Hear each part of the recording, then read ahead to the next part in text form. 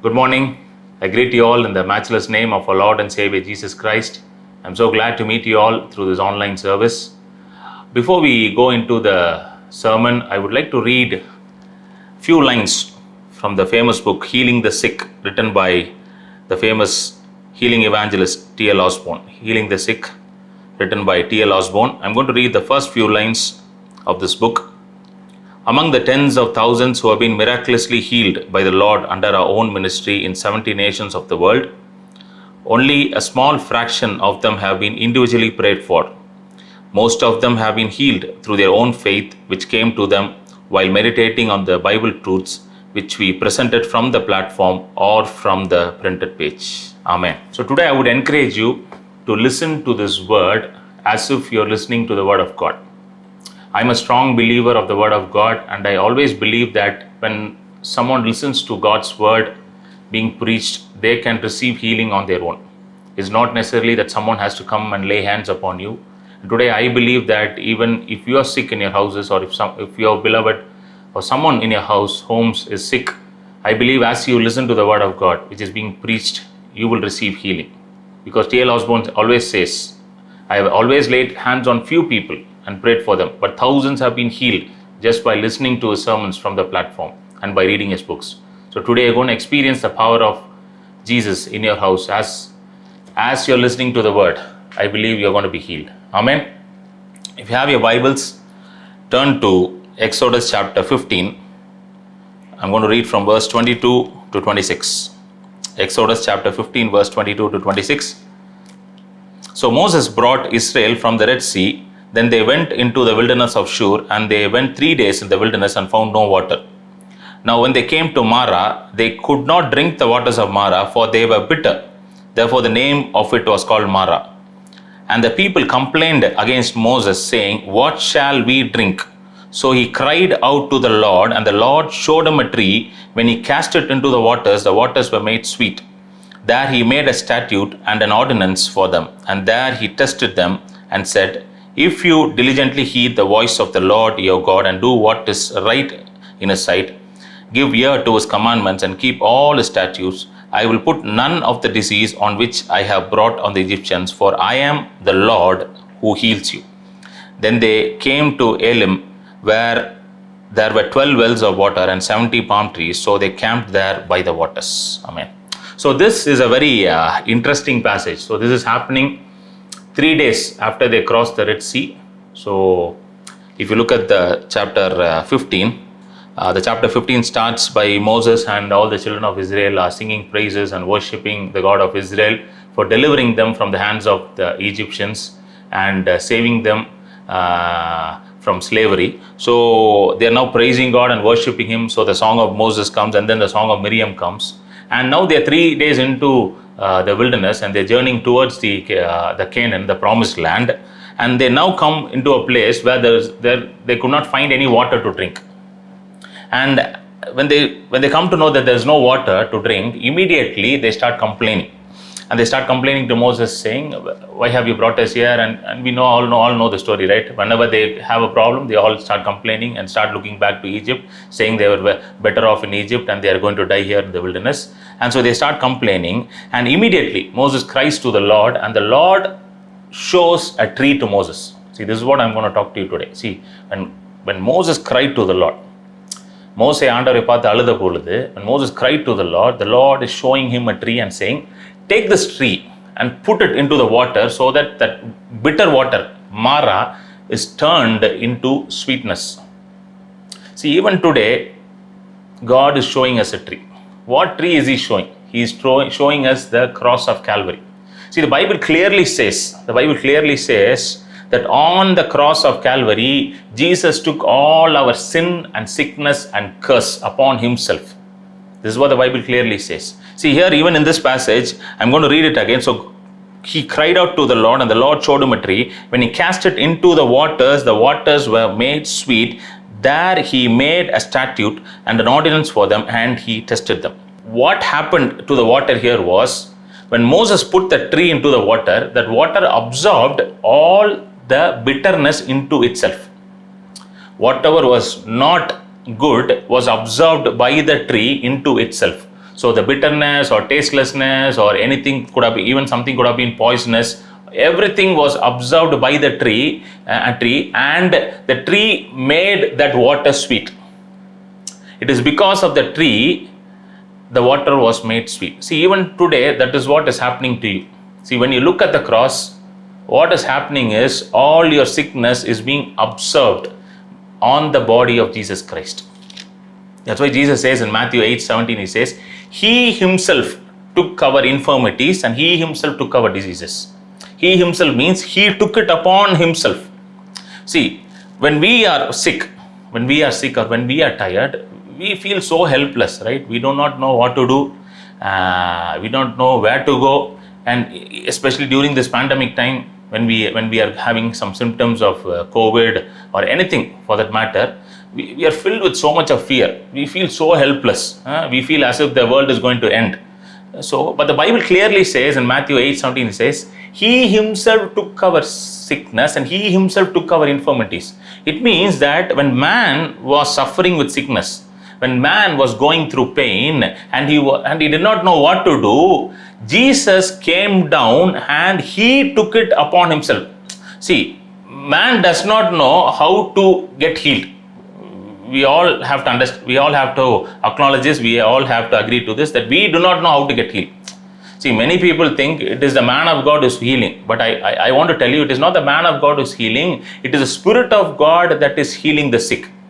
That's why in all my healing meetings, wherever I preach the word of God, I always tell people, don't look at me. I am not the healer. Kiran Paul as such cannot even heal a headache, but the God of Kiran Paul can even raise the dead. See, this is what God is telling you today. No man can heal any sickness, but the God who created you can heal any kind of sickness that is in you and can even raise the dead. So, the Bible clearly says that Jesus, when we were in a helpless state, he took all the sickness upon himself. He took it upon himself, and since he has taken it upon himself, now today we can enjoy his healing. See, this is the truth. We need to understand this and we need to keep meditating on this again and again. I'm going to read that verse. If you have your Bible, just open your Bibles to Matthew 8. I encourage all of you to have your Bibles in your hand and read it, because when you read it, the power of God works in your life. Matthew chapter 18, verse 16 and 17, it says, When evening had come, they brought to him many who were demon-possessed, and he cast out the spirits with the word and healed all who were sick.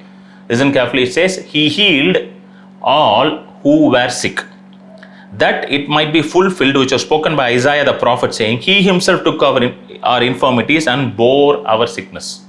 This comes in Isaiah 53 verse 4, it says, Surely he has borne our griefs and sorrows. The word griefs and sorrows, it is translated as infirmities and sicknesses. It has another meaning as infirmities and sickness. So he himself took it. See, when Jesus walked this earth, when Jesus was ministering on this earth, most of the times he was healing the sick and he was chasing away demons. Almost 90% of his ministry was concentrated to healing sick people and to deliver people who are under the bondage of demons. Why did Jesus give so much importance to our bodies? Why did Jesus give so much importance? Is because he wants us to live well on this earth. See, today religion is preaching that the world is going to end and the Antichrist is going to come, and if you take the vaccine, that is 666. See, I was having a discussion with my father the other day, and my father said when he was in Sunday school, he was taught, it seemed, that the world is going to end very soon, and the Antichrist is going to come, and all the mark of the beast, everything is going to come very soon. See, my father is now 73 years old.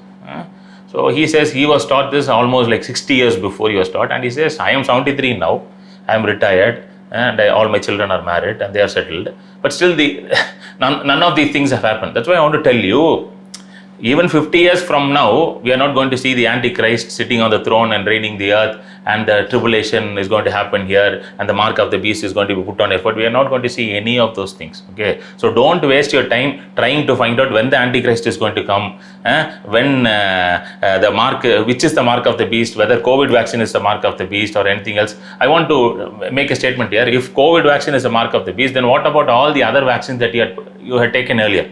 Everybody has taken polio, everybody has taken diphtheria vaccine, everybody has taken BCG vaccine, we have taken smallpox vaccine, everything. And even when a child is born, they put vaccine as soon as a child is born. So don't waste your time trying to find out when Antichrist will come, when tribulation will come, when the second coming will come. Okay, don't worry about all those things. Okay, concentrate on what God has done for you on the cross. See, this is what God is telling you today. தேவையில்லாத காரியத்தெல்லாம் யோசிச்சுட்டு இருக்காதீங்க. இதெல்லாம் நடக்கும்போது நடக்கும், ஆனால் இப்போதைக்கு நடக்க போதில்லை. It is not going to happen now. Okay, so don't waste your time. See, Bible says very clearly that Christ healed them out. That means what? He healed every one of them. Even Peter's mother-in-law is having a fever, and he heals Peter's mother-in-law.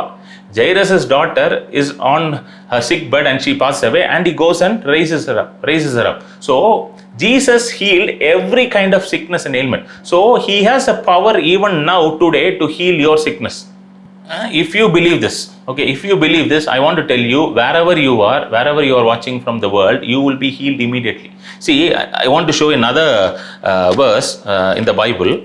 Okay, in Exodus chapter 15 we read that he says, I am the Lord that healeth thee, right?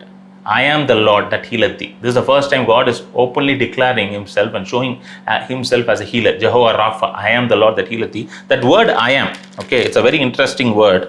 It comes in Exodus 13. If you have Exodus 13, Exodus chapter 3 verse 13, it says, Then Moses said to God, Indeed, when I come to the children of Israel and say to them, The God of your fathers has sent me to you, and they say to me, What is his name?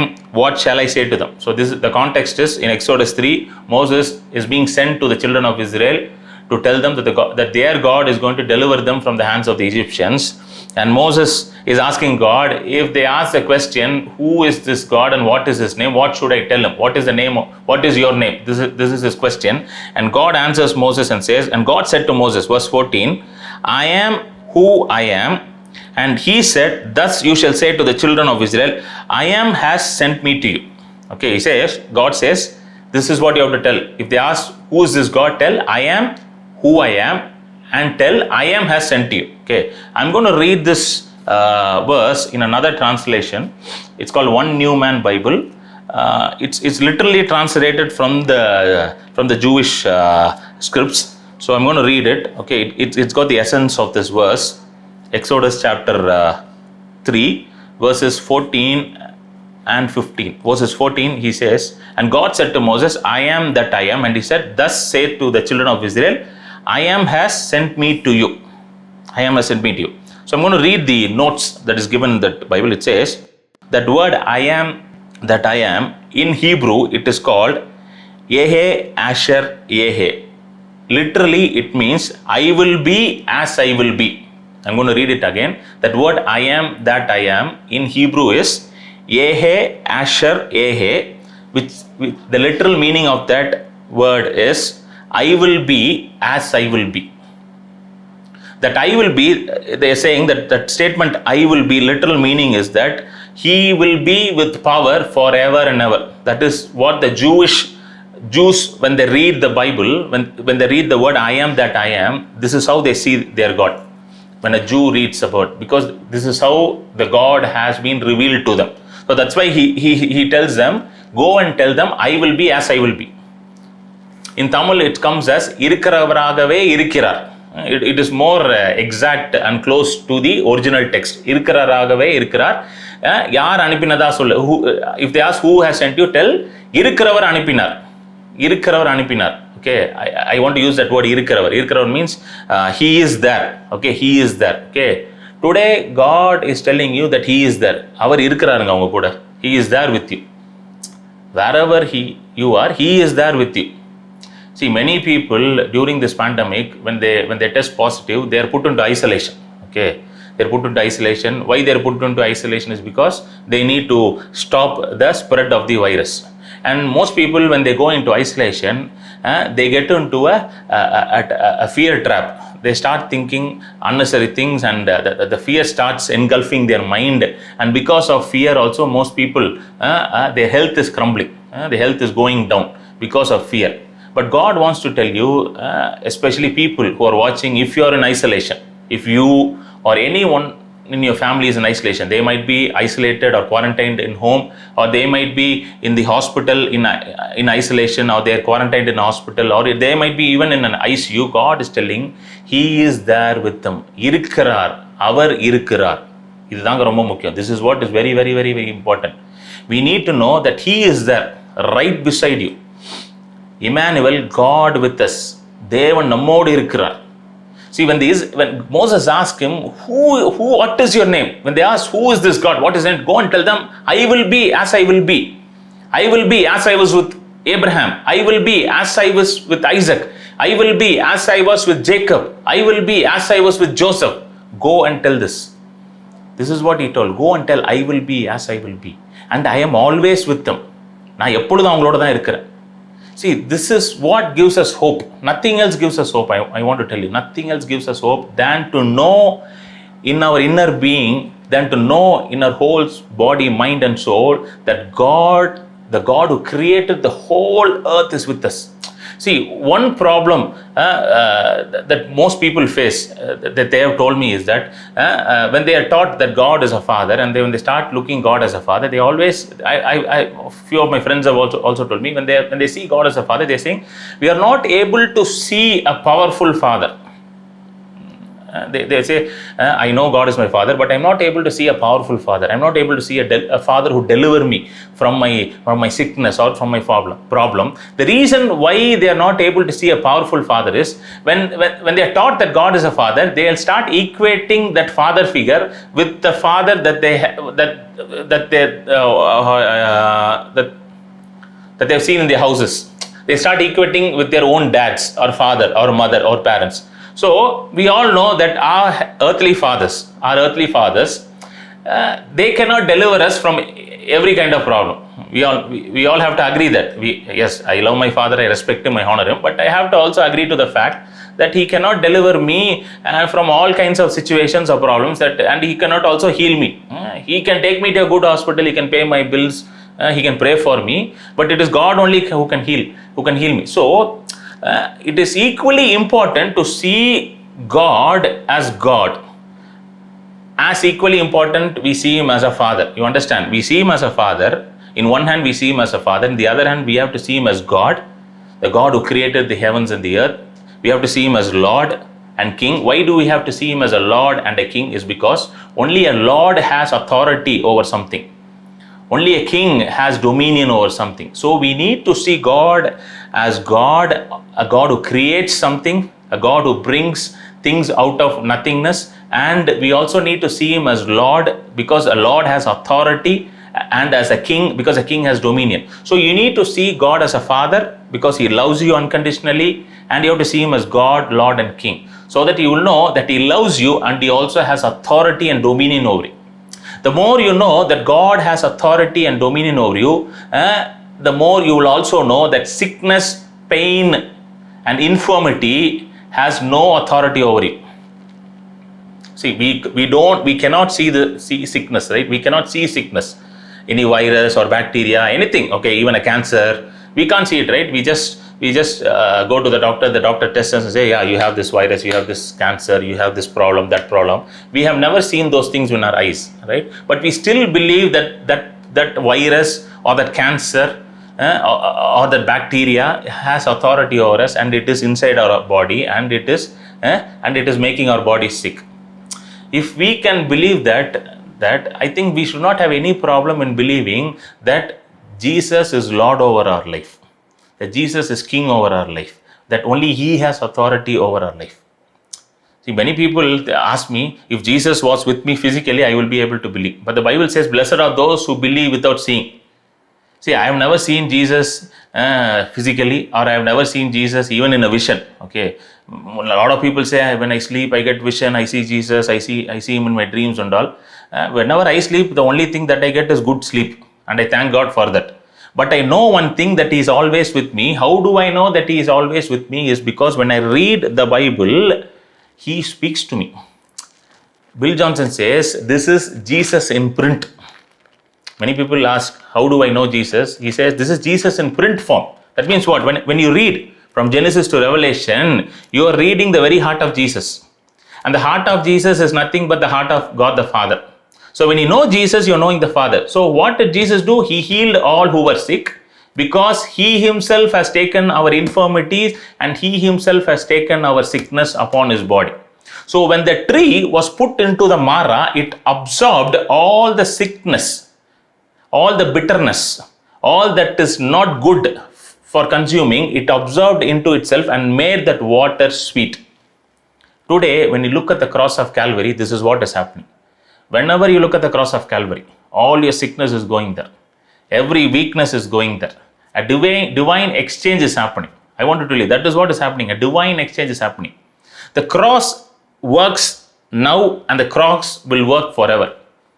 It is not something that worked 2000 years before. It is still working now and it is still work forever.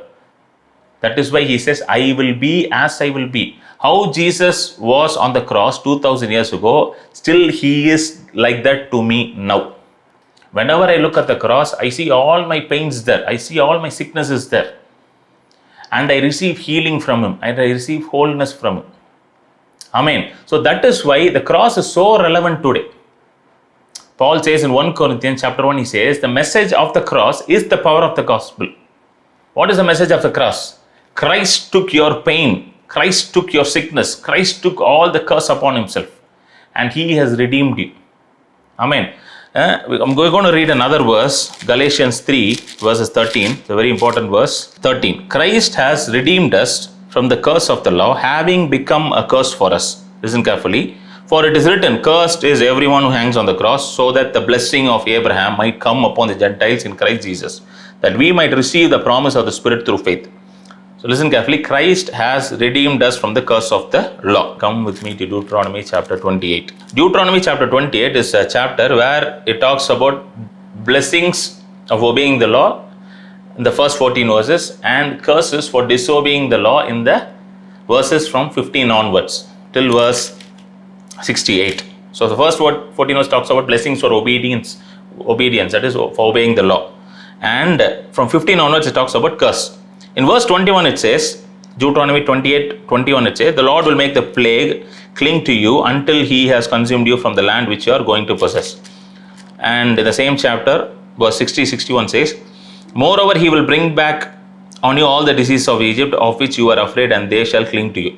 Also every sickness and every plague which is not written in this book of the law will the Lord bring upon you until you are destroyed. 3 verses clearly says that every plague and disease is a curse. Okay, it's a curse. Okay. So today many people take these verses and they say, we are going through this pandemic, we are going through sickness, we are going through pain because God's curse is upon us. Okay, they take these verses and they say, because God's curse is upon us. Okay, now we all have read these verses, right? 28, 21, 60 and 61. Now come back to Galatians chapter 3, verse 13. It says, Christ has redeemed us from the curse of the law. It says very clearly, redeemed us from the curse of the law, having become a curse for us. For it is written, cursed is everyone who hangs on a tree. What is written? Christ has redeemed us. So this word redeemed, okay, in Tamil it says meet eduthargal. Okay, redeemed in Tamil it is more powerful. Redeemed is a word which is used in how do I say, in financial transactions, that word redeem. So if you have, for example, you are having 10 sovereigns of gold, and you want to make cash from it. So you're going to the bank and you're pledging the gold. So you give the 10 sovereigns and they give you a certain amount of money. For example, let me say 2 lakhs. Okay, you pledge 10 sovereigns and for that he gives you 2 lakhs. So now the 10 sovereigns belongs to the bank. You don't have any authority over it because the bank has taken the 10 sovereigns and given you cash 2 lakhs for you in return for it. So if you want to get back that 10 sovereigns, you need to pay the 2 lakhs back to him with whatever interest he puts and redeem it from him. You understand? So one day you go there, you with the 2 lakhs, the principal amount and whatever interest the bank has put, whatever charges, and you go and give that 2 lakhs or something to him, and that bank guy will give the 10 sovereigns back to you, 10 sovereigns of gold back to you. and he will write it in a paper saying it has been paid for full and you have taken it back, and now you have taken it to your home and you have put it in your locker. Just imagine someone from the bank comes to your house and says, where is the 10 sovereign? He comes and asks you, where is the 10 sovereign? We want it back. What would you say? You would say, I have redeemed it and you have no authority over it. This is the word you will use. In Tamil they say, நான் என்னுடைய நகையை மீட்டு எடுத்துட்டேன், உனக்கு இதை கேட்கறதுக்கு எந்த அதிகாரமும் கிடையாது. You understand? You are saying, I have redeemed it. And you are saying, I have redeemed because I paid the price for it. So, in Galatians 3 it says, Christ has redeemed us from the curse of the law. That means what?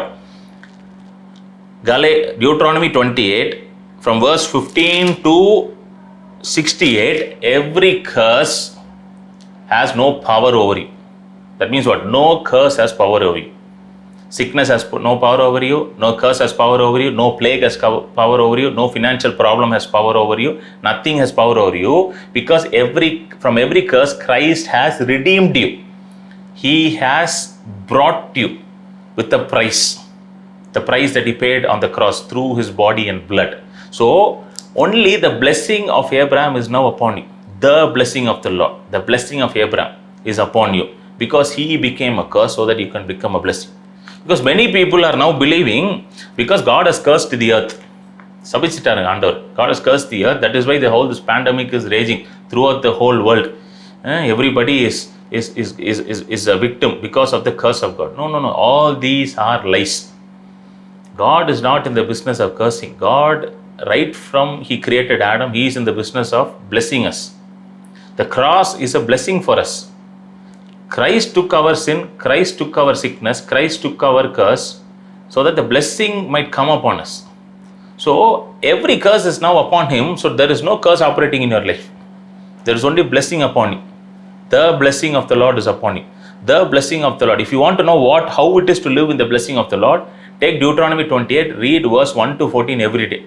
Every day read verse 1 to 14. Say, when I am going out, I am blessed. When I am coming in, I am blessed. My barns and storehouses are full and blessed. The offsprings are blessed. The fruit of my womb is blessed. The work of my hand is blessed. Everything is blessed because the blessing of God is upon you. Amen. So, what Christ has redeemed, no one can take it back. I want to tell you today, you have been redeemed from sickness also. When Christ paid a huge price on the cross, you have been redeemed from sickness. Why did he have to go through such a gruesome death? Why did he have to spill his blood for us on the cross? If Christ has to die for us, he could have chosen any other way, right? He could have chosen, there are hundreds and one way to die. But why did he take the route of the cross? Because on the cross only, he took all the pain of mankind upon himself. Every sickness, every pain, everything was upon him. See, I will tell you, today when you're feeling sick, if you're feeling tired, if you're feeling weak in your body, you feel all your finances are gone because of this pandemic, you're feeling so weak economically, just close your eyes. Wherever you are, just close your eyes and just imagine Christ hanging on the cross. Just close your eyes and just imagine Christ hanging on the cross. And just look at the stripes that is upon his body. Just look at the stripes that is upon his body. His body is fully bruised. Every part of his body has some kind of bruises or stripes, right from his head to toe. His whole body is covered with bruises and stripes, and every stripe is for you. Every stripe is for you, brother and sister. If you have pain in your hand, look at the hand of Jesus.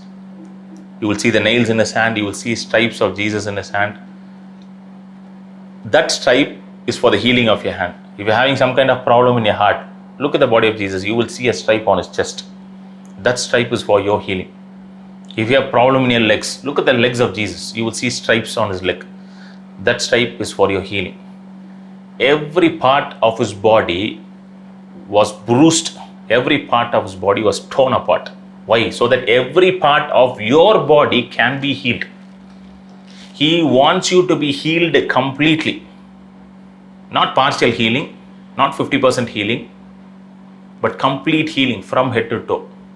If you're going through stress and depression, look at his head.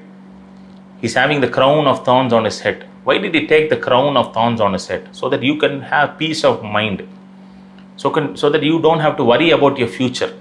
So you don't have to think what I'm going to do, when all this is going to end. That is why the chastisement of our peace was upon. Just look at it, just imagine, just close your eyes and imagine. Every day do this, just close your eyes and look at the cross of Jesus. And look at the blood that is coming out from every stripe, from every bruise. Look at the blood that is just coming out from every bruise. Why did he shed his precious blood? See, your value is equal to the blood of Jesus. Sometimes we think, right, what is my value on this earth? What is my worth on this earth? And we start comparing ourselves with others.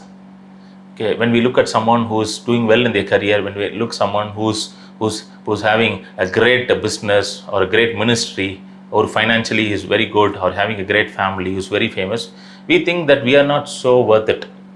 Our value is less than that person. No. I want to tell you, your value is not equal to the finances that you have. Your value is not equal to the wealth that you have. Your value is not equal to the connections you have. Your value is not equal to the family that you're having. Your value is equal to the blood of Jesus. See, on the day of Passover,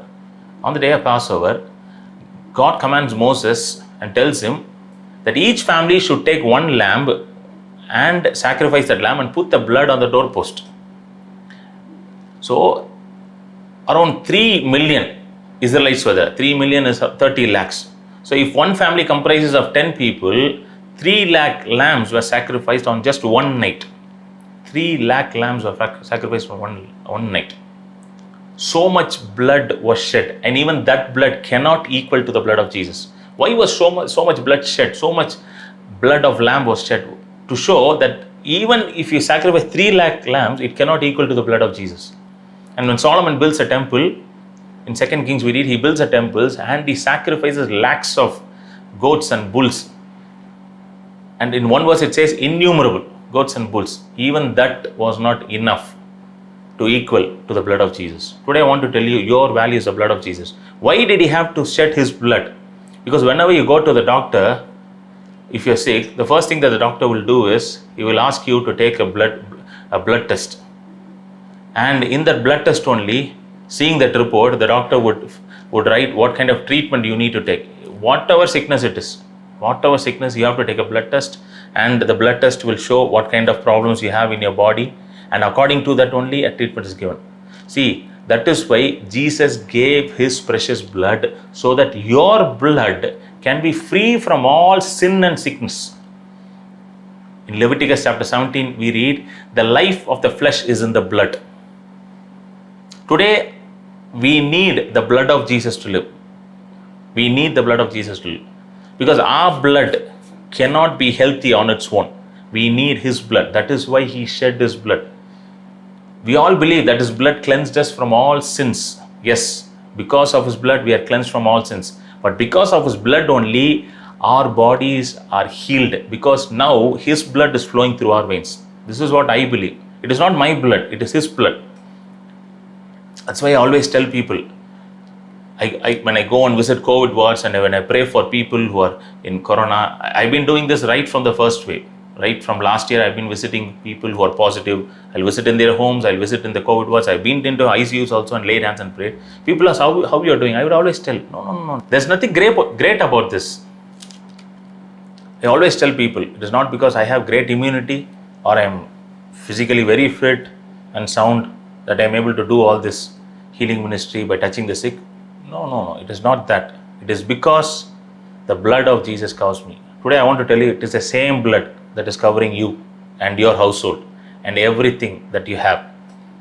When Rahab the prostitute heard about the Israelites, this is what she asked the spies. She says, will your God spare me and my household and my possessions? Today I want to tell you, because the blood covers you, because you have been surrounded by the blood of Jesus, you, your family, and the possessions that you have, your work, your business, your ministry, your finances, even your vehicles, your car, your lands, everything is covered by the blood of Jesus. None of it will get into destruction. When Rahab asked, will your God protect me? Will your God protect my family? Will your God protect the possessions that I have? that day, God made sure that none of them perished. Today I want to tell you, the blood of Jesus is covering you. You are not an ordinary person. We all are wearing, when we go out, we are now wearing masks, right? We are all wearing masks. How long we have been wearing masks? Probably for the last 1 year. I want to tell you, right from the time you are born, the blood of Jesus is your mask. கர்த்தருடைய ரத்தம் தாங்க உங்களுக்கு மாஸ்கே. There is no greater mask than the blood of Jesus. Yes, we all wear masks. Even I wear a mask when I go out because that is what the government says and we need to obey the government. But I never have trusted in my mask. I have always trusted in the blood of Jesus. Because he who lives under the shadow of the Almighty, no plague will come near his dwelling place and no evil shall befall him. You are living under the shadow of the Almighty. His blood is covering you. His blood speaks better things about you. In Hebrews we read, the blood of Jesus spoke better things than the blood of Abel. Blood of Abel cried for vengeance. Blood of Abel was crying out of sympathy. Blood of Abel was crying, Lord, my brother killed me. I don't know what to do. Please help me. It was a helpless. It didn't know what to do. But blood of Jesus is not crying like the blood of Abel. Blood of Jesus is talking boldly and declaring that you are righteous. Blood of Jesus is telling you that you are created in the very image of God. Blood of Jesus is telling you the same spirit that raised Jesus from the dead is living inside of you. Blood of Jesus is telling you that no plague shall come near your dwelling place and no evil shall befall you. Blood of Jesus is telling you that you are his beloved son and daughter. Blood of Jesus is telling you that God is in love with you. That God is so fond of you. That he is your father. And he has a beautiful future. Yes. My dear brothers and sisters, don't worry about anything that is happening about you, around you. Don't think about what the news is telling. Don't think about what your neighbors are telling. Don't even think about what your friends are telling. Always think about, always meditate what the word of God is saying. The word of God says, by the stripes of Jesus you're healed. Every stripe that he took upon his body is for your healing only. Every stripe, that is why his whole body was ripped apart. I mean, today if you're having some kind of sickness in your body, some kind of pain in your body, or if anyone of your family or your loved ones is in the hospital or is going through some kind of a physical problem or sickness, or even could be a COVID problem, I want to tell you, God is healing them right now. I will be as I will be. I am the great I am. I will be as I will be. So how he is going to be with you? He is going to be with you as he was with Abraham. He is going to be with you as he was with Moses. He is going to be with you as he was with Jesus. No difference. How he was with Jesus, he is going to be with you. Amen. So just close your eyes. Just close your eyes. If you are sick in your bodies, if you have pain in your body, I want you to lay your hands on that part of the body where you are having that sickness or pain. Or if anyone in your family is sick and if they are in your house or right next to you, just go and lay your hands upon them. Place your hands upon them. Or if they are not here, they are somewhere else. Just think about them, and then in the spirit, just lay your hands upon them. Or anyone whom you know is sick, just think upon them, and close your eyes and look at the cross of Jesus. Look at the cross of Jesus. Just bring the picture of Jesus hanging on the cross into your minds. You can see the stripes on his body, bruises on his body. Every part of his body is bruised and injured, with nails in his hands, with nails in his legs, with a crown of thorn, and blood oozing from every stripe and every bruise. All those stripes are for your healing. Whatever condition you're seeing in your body, I want you to see that on the body of Jesus. If you're having pain in your knee, I want you to look at the knee of Jesus and see your pain there. If you're having pain in your head, if you're having some problem in your head, I want you to look at the head of Jesus and see that problem there. If you're having some kind of problem like sugar or diabetes or something that is internal, I want you to see the body and the blood of Jesus and see your problem there. Whatever problem you're facing, a heart problem, a lung problem, anything, see it there. If you're going through the COVID problem, the coronavirus problem, I want to see that virus on the body of Jesus. Jesus has also taken the coronavirus upon himself. It is not something new to him. Even that is upon the body of Jesus. See it there. Whatever report that the doctor gave, see that report. Don't see that report for yourself. See that report on the body of Jesus. See that report on the body of Jesus.